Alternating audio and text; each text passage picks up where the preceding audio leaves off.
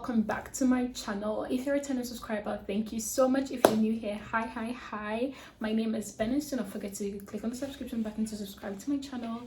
Comment on this video what you like about it, what you want to see, and if you have any recommendations, of course I'm open to receiving them as well. If you guys are seeing me like this, let me tell you, one of my New Year resolutions was that I'm going to improve my makeup skills. It's not as easy as you've been seeing all these people make make makeup in so simple, look so easy and things like that. It is not that simple. Of course I can do the whole face beating and things like that. I've been able to learn that, so I can get that right. But my biggest problem has been my eyebrows. I don't know if you guys can see them.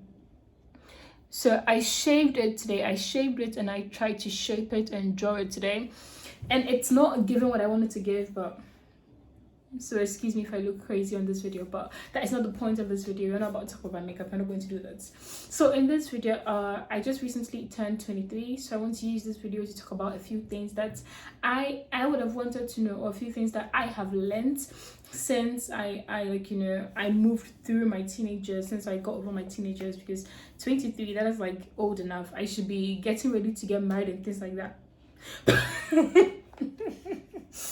Anyway, so I feel 23 is such a big age that you should already know what you want in life. Okay, I'm still indecisive. I feel so many people are still indecisive, but that is what society tells us.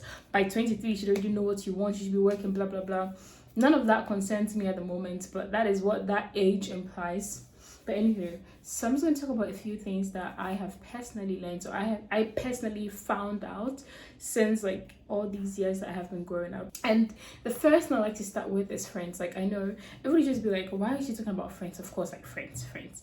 But I feel in our teenagers, we enjoy hanging out with people, we enjoy being around people, we enjoy having fun and things like that.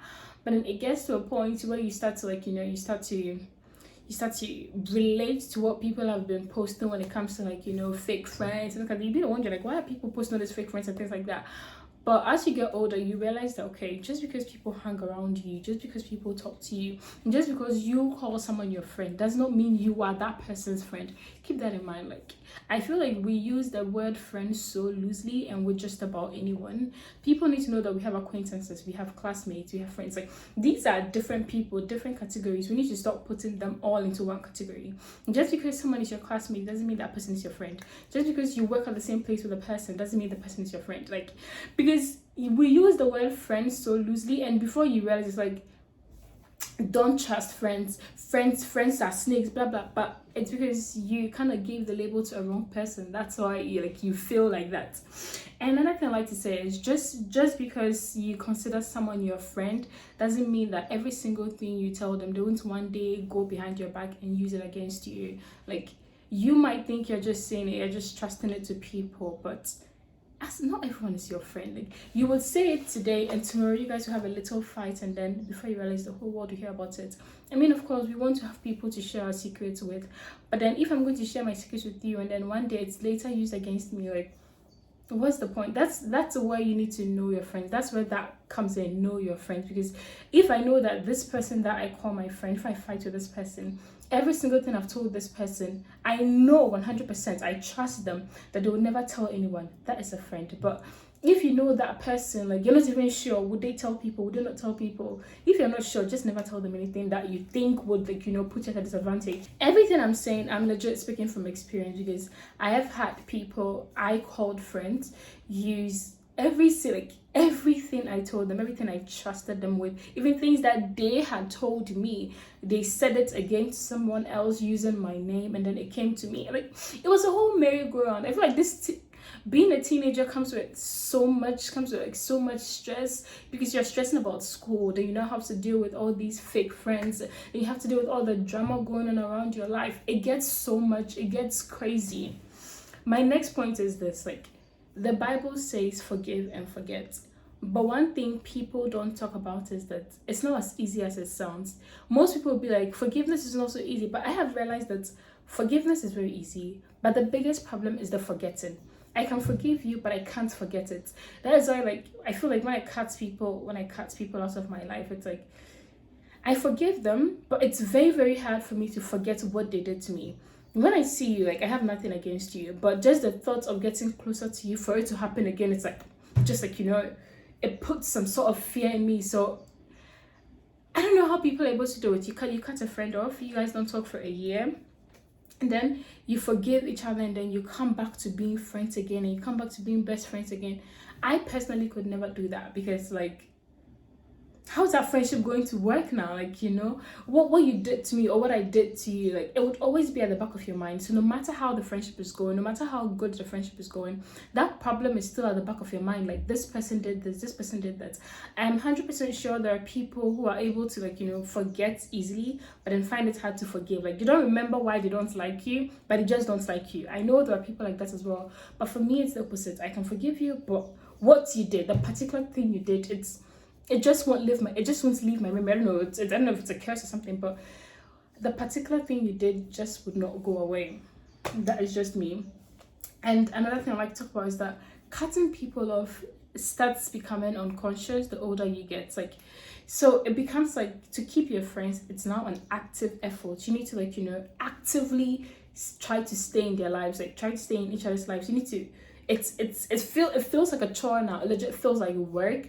But you need to, if you want the friendship to work, you need to go through that chore. You need to do that work. You need to, like, you know, realize that, okay, if I don't text this person will text me. Like, I know it's like, if this person will text me, why would I text the person? But that is where it's like, if you really want this friendship to work, you need to, like, you know, this person doesn't like texting. I like texting. So why don't I always initiate it? It's fine. Then once in a while, this person will also, like, you know, reciprocate.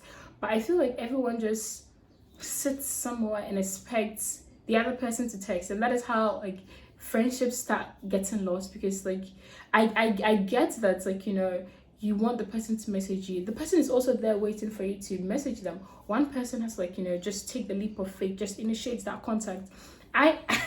All these things I'm saying, I'm trying to, like, you know, relate it to myself personally. So I personally don't like texting. But every once in a while, I take my phone and I'm like, oh, hi, how are you doing? What's up?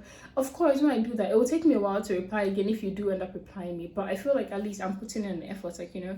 And I have friends who still check up on me every once in a while, even though we don't communicate. But we don't text, we don't call. But when we meet ourselves, that vibe and everything is still there. Like, you know, it's like, it feels nice. And this, out of every single advice I'm ever going to give on this thing, this is one of the I don't know how to explain, but this is the one that affected me the most. So don't put yourselves into fights between your friends. So if you have two, if you guys are a group of 5 and then 2 of them are fighting, keep yourself out of it. Like, don't involve yourself in the fight. But also know that this also has consequences. Like, even if you don't involve yourself, these people will find a reason to come fight with you for not involving yourself. Now, let me give you a real life scenario. So when I was in high school, 2 of my friends had a fight, and I just did not want to involve myself in the fight. Like, we were a group of 5 as well, I think. I just didn't want to involve myself in the fight. And 2 people in the other 2 people, one of them involved herself to one side, the other just was like me. She just stood to the side. She didn't even, like, take anyone's side. And the problem I ended up having was that the girls in the group was fine with me not taking any side, and she never even ever came to me to talk about the problem. She would come, we'll talk about different things, but never the problem she was having with the other girl. But then the other girls, like, sent me a message, sees me, and it was more like at a point it was like harassment at this point. But the other girl was like, why didn't you support me? Why didn't you do? Why didn't you do? So she now moved the fight from the girl and brought the fight to me and was fighting with me for not supporting her with the fight with the girl. She and the other girl stopped talking, and because I didn't support her, she stopped talking to me too. Like, but the other girl never spoke to me about the fight. I knew they were fighting, but the other girl never said anything to me about the fight. Like, she was just okay with me being on the fences, but the other one was not okay with me being on the fences. So now that the other girl has fought with me for not supporting her or taking any side in the fight, now she and the other girl have become friends now. Like, they are back to being friends. But now she has fought with me. So it's like, how can you come back to being my friend? Like, you know? So now, now that friendship is no longer there, because I'm not going to support, like, any one of you, and then you guys come back together, and then I end up being like that bad person who took a side, like, you know? So now... But that's the thing. It's like, so do I take a side or do I not take a side? I still personally stand on this. Like, don't take a side unless you know the details, like 100% details of what is happening, like what's happening between them. Unless you saw things, you were there, you were present, then you can take a side. But if you are just taking a side due to this person said, I wouldn't advise you to do that. Like, it never ends well. I'm not gonna lie to you, it never ends well. And I mean, even in my case where I didn't take a side, it still didn't end up well for me. But I feel like I still feel good because I feel like I did the right thing. It was the right decision for me. So to each his own, but that is my advice. Just don't take a side. And another thing, moving away from all this friendship thing, one thing I like to talk about is that guys, what I've realized that guys have preferences when it comes to girls and how they want the girl to look, what they want the girl to do, blah blah blah. But the second you as a girl say you want a guy to be like this, it's like, let me give you a good example. So I have this friend, I don't know, I feel like I want to change the races or something. So I have this, let's say there's a black friend, I have this black male friend who told me recently that he's into, let's say, I don't know, Asian girls. Like, he only dates Asians, he only falls in love with Asian girls. That is fine, because I don't know why people just get up and be like, that's so racist. It's not racist. It's the person's preference. This person prefers being with just this type of person. The same way as, I don't know, a white girl could be like, oh, I only date white guys. Or a white girl be like, I only date black boys. Or a black girl be like, I only date black boys. Like, that is okay. That's people's preferences. You don't have to like get up and jump into conclusion and make everything about race and racism. And it feels like people just be throwing that racist and racism word just about like anything and for everything. I don't know. I feel like people are like, that is so racist, and I'm like, it was. I get that we all have different understanding of what we consider racism and things like that. So it's more like, it's a preference sort of thing. Like, we need to be more open and more objective. Like, this person likes this, that's okay. That's the kind of person the person likes. So long as they don't talk bad about the other people that they don't like, I personally think it's absolutely fine. If you don't like black girls and you only like white girls, that is fine. So long as you don't say bad things about black girls just because you don't want to date them. Like, so long as you don't do that, I think that's absolutely fine with me. So the next thing, oh, this one, let me tell y'all, God is working hard, yeah? God is working hard, but the devil, man, is doing overtime. He's going overboard. That's why they said the way to God is very narrow, but the way to that devil, he has opened the road. As you're growing, the kind of temptations that will be hitting you left and right, the peer pressure, Lord God, I feel like God is very chilled, because he knows that if you're my child, you come to me. But the devil is like, as God is chilled, waiting for his children to come, I'm going to do my best to move them away from him. So God is like, he's working, he's trying to save you, but then the devil has sent his people. They're here. See, let me just end this here. Let me not even talk too much. But just know, so take your Christianity seriously, because the devil, it's not even like, if you're a Muslim, take your Islam serious. You're a Christian, take your Christianity serious. You're traditionalist, take your traditionalism serious, because the devil do be doing wonders. That is one thing I have learned. So growing up, the kind of relationship and bond I am trying to create with God, so I don't end up falling off the path I'm trying to stay on. I would rather not conform to the things of the earth. Like, I think that is why personally now I've like reduced the number of friends I have. I even if I haven't reduced them, I still try to make sure I don't go out too much, so I don't, because sometimes you're like, oh, I will not be influenced, or this peer pressure won't catch me.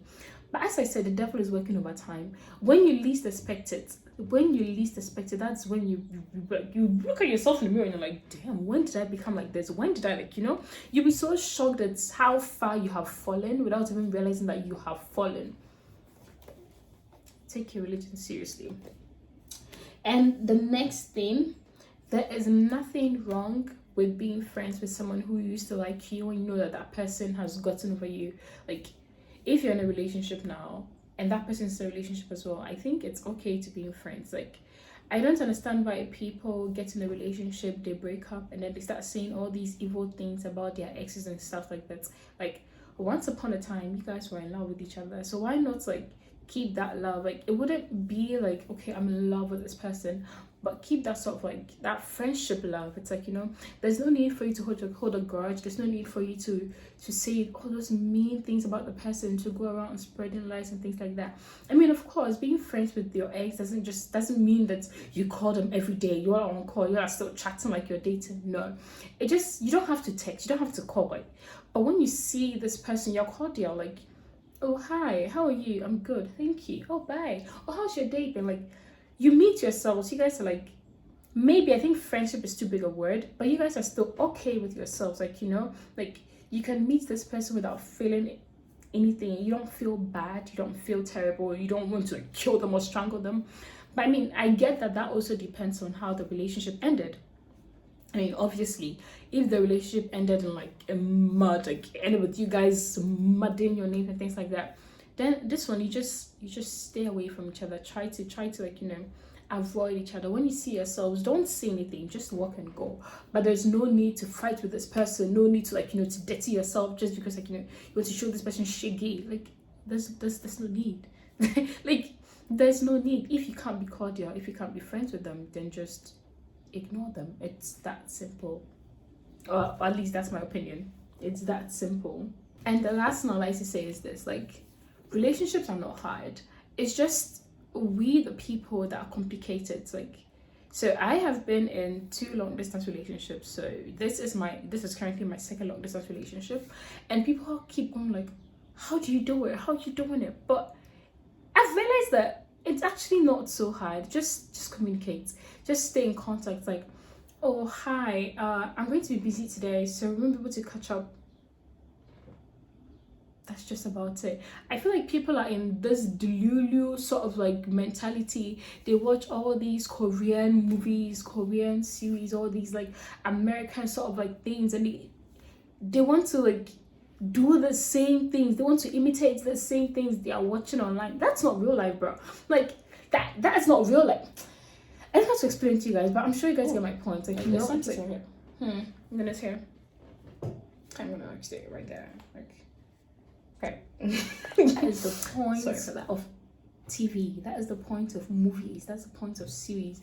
They create a fantasy world, and you shouldn't try to like, you know, like compare a fantasy world to real life. The second people are able to differentiate fantasy world from real life, I feel like that is when relationships will actually be stable. Because if you're still watching all those movies and things like that, because some of you are there, you don't like flowers, but because you watched on TV that if a guy likes a girl, he brings her flowers, you expect the guy to bring you flowers. But like in the country you're in, where you live, like that's not really a thing. Like flowers, like, no, I personally prefer you bring me food. Of course, I would love to receive flowers because, okay, I've watched all these movies. I'm also in my delulu world, like, you know, that flowers are like it. But like, flowers are not your thing, and you're only taking it to post it so other people see on social media and things like that. I feel like that is what is complicating relationships. All these fantasy worlds, the social media things we see, that is what's complicating relationships. The minute you're able to separate social media, you separate your real life, you separate the fantasy world, your relationship will work out just fine. That is just my advice I have out there. That's just what I have noticed. That's just what I'm going to say to you guys. I don't want to make this video too long, and if I spoke too fast, I apologize. I'm really sorry for that. But yes, that is the end of this video. If you did enjoy this video, don't forget to subscribe, click the subscription button, also follow my other socials, and like, yes. Oh, and to keep the algorithm also to benefit me, please do comment, do share, so that YouTube would also like, you know, share my videos out to other people. Thank you guys so much. Till next time, it's your girl Bernice. Bye.